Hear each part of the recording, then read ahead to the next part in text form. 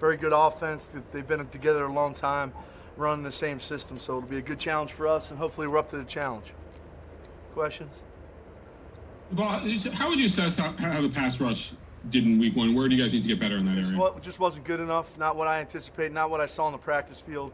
So that's a big point of emphasis for us this week to get that back on track. Hey, Coach Anthony from the Fresno Bee. Back when you were in Cincinnati, you prepared for the Saints and had success in 2014. Obviously a different season, but how do you go about in preparing against Drew Brees, who also still has a lot of weapons? Yeah, it's funny, that game, one of our starting corners was out for that game, and we go out for the pregame warm-up, and our trainer comes in and says, hey, your other corner's back's locked up, he's going to be down. So we had a lot of different guys in that game. We went back, actually looked at it. Very similar system. They've been together for a long time.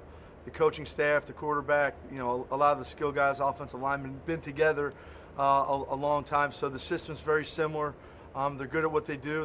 They play at a fast tempo. We also had an opportunity when I was there to practice against the Saints during training camp. So I got a good up-close look at their tempo in and out of the huddle. They do a really good job with those things. Yeah, Paul, Jerry McDonald, you had no pre-snap penalties. You only had 3 penalties as a team. 30 points is more than you want to give up, but you made the big defensive stop. What did you see that you liked, that you saw?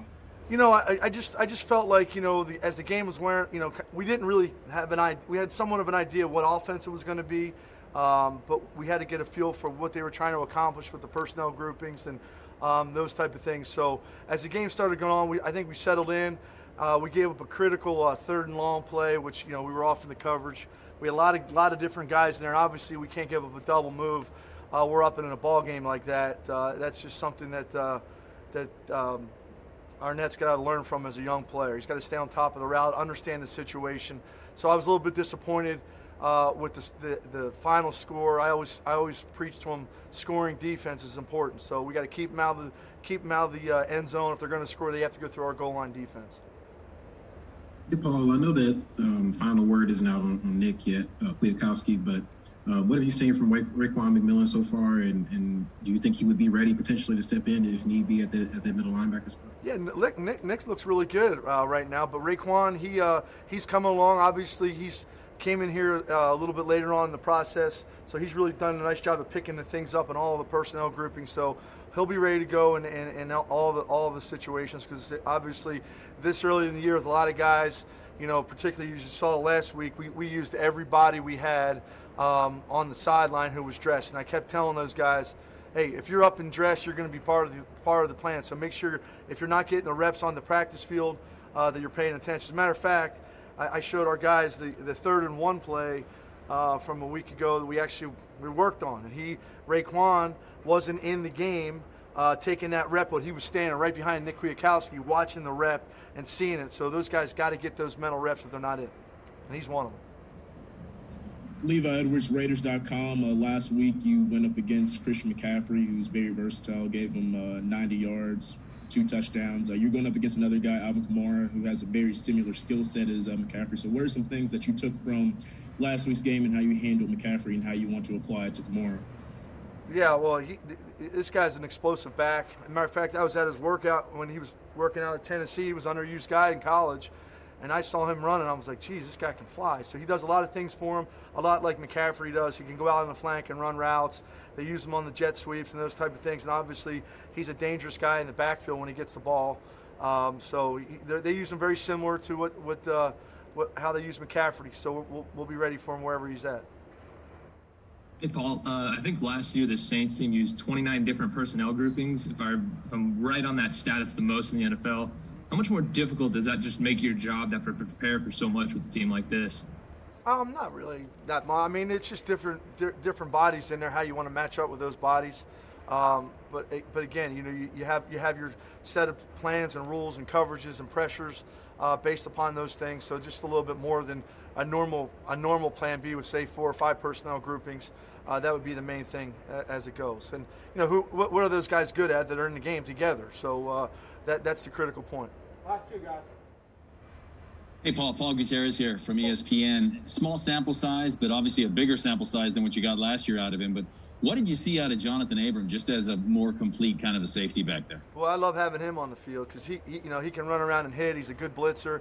He's a great communicator, and he brings a lot of energy. I think going into last week's game, guys, we got out there for the ceremonies and everything before the game. We come running out, and it was just a weird feeling. It was with the empty stadium. It almost felt like a JV high school football game playing in a big stadium. So I think guys like that bring energy to it. I think the guys understand what the environment is going to be like without the fans in there. So he's the guy that brings juice to the field for us. Hi, Paul. Levi Damien from USA Today. It's looking kind of like Michael Thomas probably won't go this week for the Saints. Obviously, he's an elite receiver. How significant do you think his loss is for this defense, or is it just kind of a situation like last year when they lost Drew Brees and they just kind of roll on? I think they have a lot of guys that obviously he's a great player, and we don't know if he's playing or not. But they'll utilize guys that can do the things he does. Maybe 2 or 3 guys are in his spot or wherever he may line up. So we'll just have to wait till Monday night to see how they adjust without him if he's not in the lineup for him. All right, thank you, Coach. Nothing from Vic today. Where's Vic at? All right, guys, appreciate it.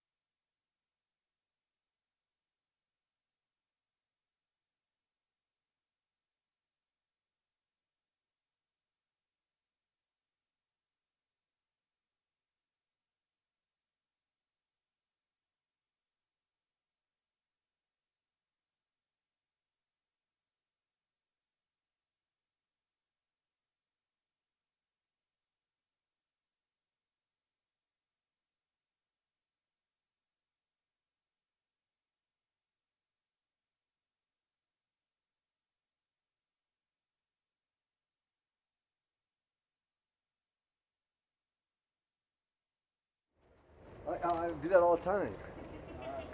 How's everybody doing? Josh, how you doing? Good, how are you? Great. What are your first memories of working with Drew back at Purdue, and at what point did you realize that he was going to be someone special? I would say probably about a week into the two-a-day training camp. As a matter of fact, I saved an article from West Lafayette Journal. Breeze climbs to the depth chart because of accuracy, and that was the biggest reason. He was extremely accurate at that time in his life as well. But his accuracy really jumped out at us, and his ability to throw the ball. Hey, Greg, Jerry McDonald, how you doing? Good, Jerry. How are you? Good. Now that you've been through it, what was the experience like of no crowd in terms of communication, in terms of just the atmosphere? What were your impressions? I think like a lot of players and coaches throughout the league have said, it was really like a scrimmage. It felt like it was a scrimmage out there, and that just no emotion out there from a crowd to kind of get the players going. You had to generate your own excitement on the sidelines. But you could hear different calls on the other side of the field, and they could hear ours, obviously. So you could hear a lot. It just seemed like a scrimmage. Hey, Greg, this is Vic. Josh Jacobs mentioned that he worked with Hunter Renfrow and Edgar Bennett on his choice routes. What did you see in that process, and how much choice is actually involved in the choice routes? Different teams teach it differently. We give them 3 choices to make. Part of his off season, he wanted to become a complete player. He didn't want to be taken off the field, and part of that, our challenge to him was to become a complete route runner. And so he did spend time with Hunter Renfrow. He did spend time with Jalen Richard, and we feel like he's developing into that full-time player. So we're happy with his development that area. He can still get better. He's still out working right now with the quarterbacks, working on choice routes and other routes that we ask our running backs to run in third down situations. So it's been great. Greg, in years past, the Saints defense was one that kind of you'd see a shootout back and forth either way, but it seems like they've kind of changed a lot. What have you seen from this defense, more so just personnel-wise over the last couple of years, specifically how different they are this year? They're still very strong. They're well coached. A lot of us know Dennis Allen, and he comes, from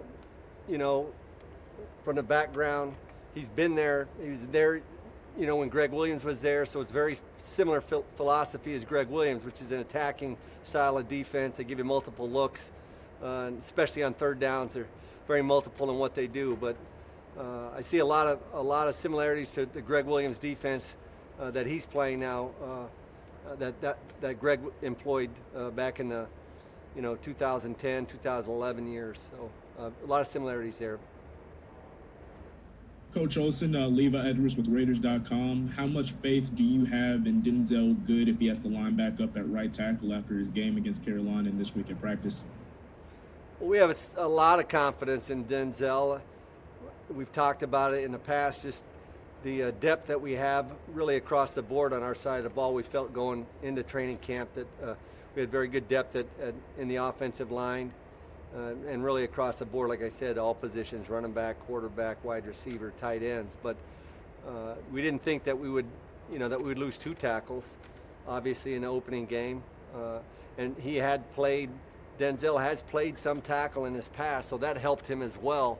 And Tom Cable, he likes to train those guys to play every position across the board, so that has helped him. But a lot of confidence in our offensive line going forward. Hey, Greg, it's Paul. I don't even know if fun is the right word, but how kind of unique is that to have that speedy threat like Henry Ruggs to take the top off the defense and open up everything else underneath, and to the point where the defenses have to respect his speed, and it opens up the playbook. Yeah, and you saw we took 2 shots early in that game to Henry and completed one, and the second play of the game was incomplete. But it opens up not only some of the underneath throws that you're going to have, some of the check downs, but it also opens up the run game. And again, the speed factor is great, but also the talent level. He's a very good route runner, and so that's another thing that they're going to have to defend. Certainly they'll see the speed, but he is a good route runner, accomplished route runner, and we're happy that we have him. 2 more questions, guys. Hey, Coach. Case from Las Vegas Sun. I know injuries are part of the game, and you said you're confident in your depth, but, week 1, first half, it seemed like you guys are having someone go down or limp off the field every other play. What was that like for you, and what did it change not only Sunday but this week as you still deal with some of those? Well, again, as a lot of teams would say, it's a next man up mentality, and that's kind of been Coach Gruden's philosophy since he's been a head coach, and one man goes down, the next man's got to step up. And so, that's the mentality you have to take as a coaching staff. We'll continue to research the waiver wires across the league and see what other players might be available out there to bring in for tryouts. But right now, again, like I said, we feel like we've got good depth, and we'll play with the players that we have right now. We'll expect them. We have expectations, and the standard that's been set by those 5 guys. Really, with Rodney Hudson leading the charge. There's a very high expectations in that room and very high standards that whoever comes in and steps in and plays that, whether it's Denzel or anybody else, there's a standard to play in that offensive line, and they'll be expected to meet that. Hi, Greg. Levi Damian from USA Today. Yep. It's kind of on that same note. I mean, obviously this week there's been a lot of uncertainty about that right tackle position. How do you go about preparing for a guy like Cam Jordan without really knowing who you're going to be putting in there? Yeah, it's obviously not an ideal situation, but teams across the league deal with injuries, and we're not any different than any other team in the National Football League. That we know that injuries are part of the game, and again, we feel like Tom has done a good job of developing that room, and really he prepares for these scenarios by playing those guys out of position, and a lot of offensive line coaches may not do that, but he plays those guys out of position with that thought in mind that should somebody go down, I got to make sure that on game day all of these guys can play multiple positions. So again, Denzel's played a lot of football. He's played football at a high level, not only here but in Indianapolis as well, and so we have high expectations to him, and he has high expectations of himself. And you certainly hate to lose a starter. It's not ideal. Hate to lose a backup to him. It's certainly not ideal, but again, they'll rise to the challenge. Great. Thanks, everyone. Thank you, guys.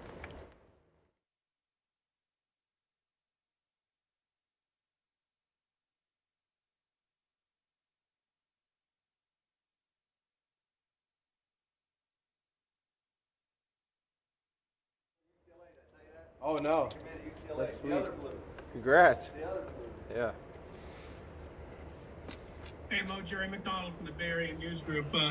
Now that you've been through it, what was it like? No fans, but in the opener at the stadium, the atmosphere, how strange was it? It was strange.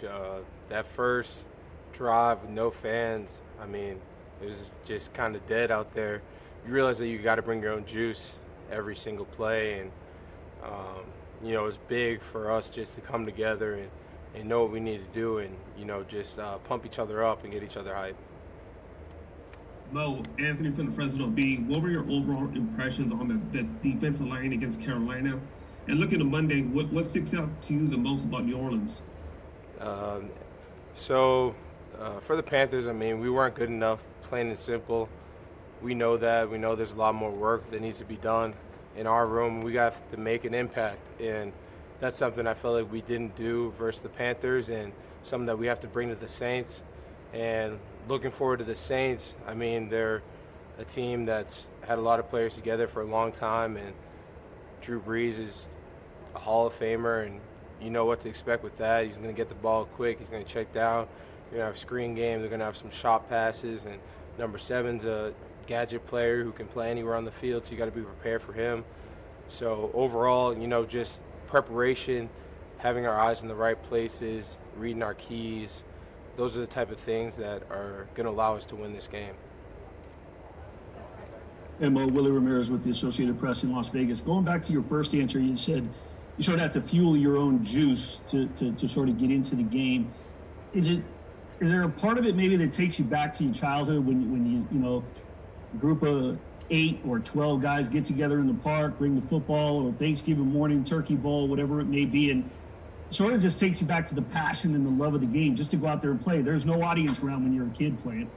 Yeah, we love the game, so it's brings you back to the times when weren't fans in the stadium and you were just doing it for the love of the game, and that's something that we have to bring out there when we're playing, and we have to bring the juice, and it's definitely different than anything I've experienced. I mean, I played football in Massachusetts, so we didn't have too many fans out there, but we had more than we had out there, this week. So, I mean, definitely you have to bring your own energy out there every single play. Hey Mo, Paul Guenther here. Speaking of bringing the juice, who brings the juice the most on the defensive side of the ball when you're out there? And is there kind of a danger in having to rely on somebody else? Because, like you said, you have to bring it yourself as well. Yeah, I mean, you don't really have to rely on anyone, but it's a group effort. So when you make plays, it's easy to get fired up. When you see your teammate make a play, you see John come down and make a hit. He's one of the guys that brings a lot of energy every single play, and a guy that is a leader on our team, and someone that is going to make a lot of big plays and splash plays, and that's something that we need to do more on the D-line. So I'm relying on my brothers to make plays, and I got to make plays myself. So that's what gets the juice going, and that's what brings the energy out. Mo, Levi Edwards with Raiders.com. Yesterday I was talking to Max, and he said that he's trying to make sure that all of you guys are in the best conditioning as possible, making sure that everybody's in good shape. Do you think, compared to the game against Carolina, it was very humid, really muggy, very hot. Do you think that with the playing conditions being a lot different in Allegiant Stadium with the dome and with, the good grass, do you think that will be a very big beneficial part to the pass rush on Monday? No, I don't think it'll make a difference. I mean, if we were playing out in the parking lot, I would hope that we brought the same amount of energy and played the same amount conditioning and all that type of stuff. So, I mean, it doesn't really matter where we play, to be honest.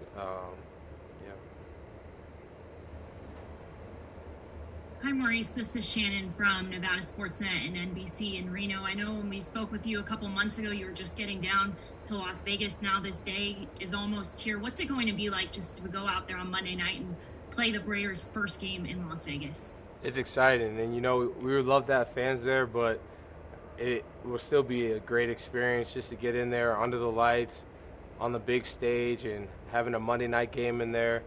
I mean, it's the greatest stadium in the NFL, and it's honestly an honor to get to play in somewhere so nice and get to break it in. And you got to protect your home, and that's something that we got to do, and it starts on Monday. So.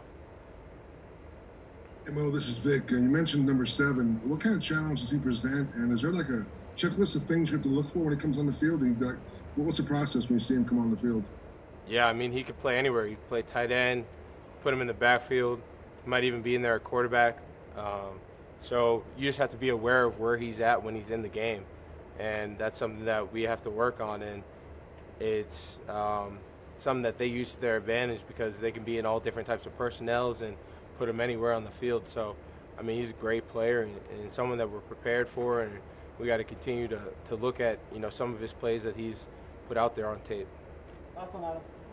Mo, Big Ten announced they're going forward with football, so how excited are you for Michigan? I'm fired up. I hit all my boys up, and everyone's ready to go, and I can't wait to see Michigan get out there and play some games. And, I mean, it's just a great time to get to watch sports.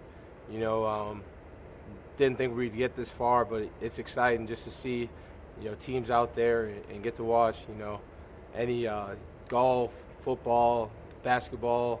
Hopefully my Celtics play a little bit better. But yeah, it's just it's a great time. Thank you, Mo. All right, thank you guys.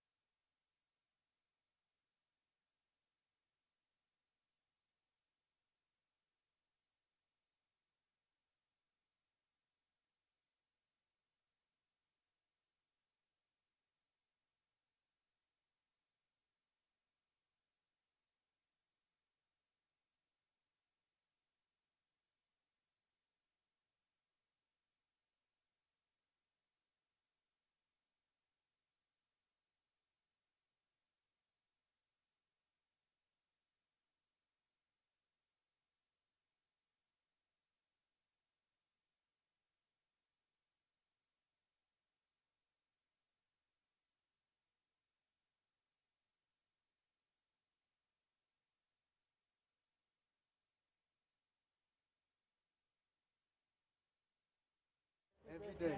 Questions? Start with Anthony. Hey, Jalen, Anthony from the Fresno B. New season, right? I mean, 2016, you made your debut against the Saints, had a long touchdown run.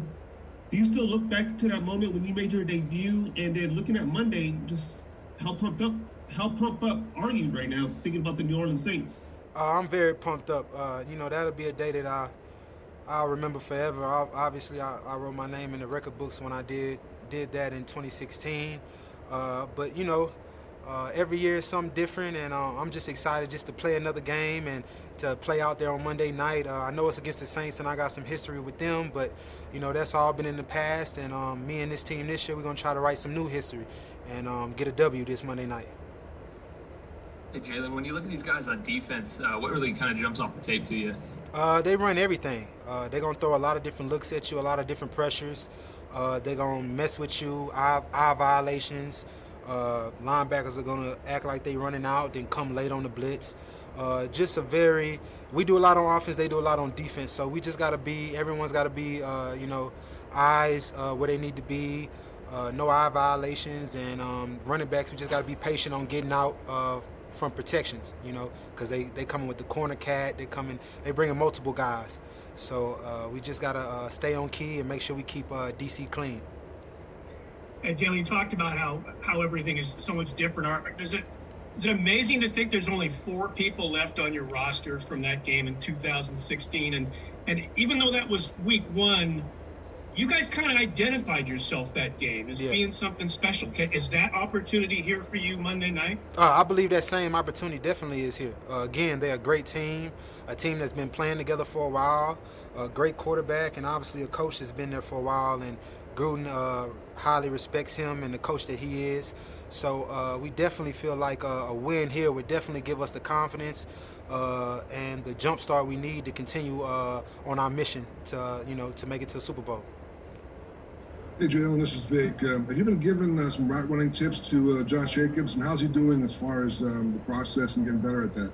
Well, yeah, he always, I'll say this, like Josh always had the skill to run the choice route, but he definitely, that was something he worked on in the offseason. He obviously watches when I run the option route, and then having Theo in as well, who I learned and took a lot of my tips from, a guy that coached back when Gruden was, telling me he wanted me to run the choice route, had gave me film on like Theo, gave me film on Darren Sproles. So to have Theo in the building as well, it's just, Josh is just taking everything in, and he's showing his ability out there on the choice route. He can definitely run it at a high level. Jalen, Willie Ramirez with the Las Vegas Associated Press. Coach Guenther had said having the games with no fans reminded him of like a JV football game. Mo had said it sort of takes you back when there are no fans on pickup games in the park. You're doing it for the love of the game. Does it sort of remind you where you're just getting a group of friends together, Thanksgiving morning turkey ball, just on the weekend, got the quarterback drawing out plays on his chest with the finger? Does it take you back where you kind of find the passion for it with no fans to rev you up? No, definitely. We are out there. We got to be our own cheerleaders, basically. It's a little eerie because it's a little weird. You haven't, like you said, we haven't played with really no fans since way back. So to not have fans, we're able to communicate a lot better. I've been telling a lot of people a lot better football will be going on right now. A lot of man on man. The defense can communicate better. The offenses can communicate better. And guys will just have to make plays when the opportunity presents itself. But we definitely out there trying to cheer each other on and keep the energy level high. We don't have any fans to feed off of. And when you score, it's not like the whole crowd is going wild. It's just us and teammates. So to me, I feel like this season to bring a lot of teams closer. We out there, again, just cheering for each other, talking a lot more, trying to rev each other up, and it's definitely bringing us together. Hey, Jalen, Paul Guenther is here. To echo back on what Jerry McDonald asked you earlier, how mind-blowing is it for you? It was only 4 years ago, but there's only 4 guys left on this roster from that season debut, your NFL debut back in 2016. In New Orleans. When I look around, it just allows me to not take this for granted. I understand that in this league is a revolving door, and every year they want to see improvement, they want to see production, And if you're not doing those things, you won't be around long. So I just been blessed, again, to be on one team for 5 years, but again, to be on this team, which, like you said, there's only 4 of us left from that 2016 team. So I just don't take it for granted. I enjoy what I do. I come in every day and just work. And I know those other 4 guys, they do the same. But that's just what I just spread to the guys coming in, that you never know, man. I've seen guys come in one day and be gone in the next 2, or come in 1 week and then 2 weeks later are out of the door. So you just can't take this thing for granted. And I just go out there and just play every play hard. Hi, Jalen, Levi Damian, USA Today. You just mentioned a moment ago you were helping Josh Jacobs with his route running and stuff like that. And he said the main reason why he wants to improve on that so much is he doesn't want to leave the field. So how do you make sure that when he's trying to get more snaps, that you get your snaps too? Josh the bell cow, Josh the guy, and he could do everything. So it's not going to do anything but help our team by him expanding what he can do, and we're not predictable when he's out there on the field or even when I'm out there on the field.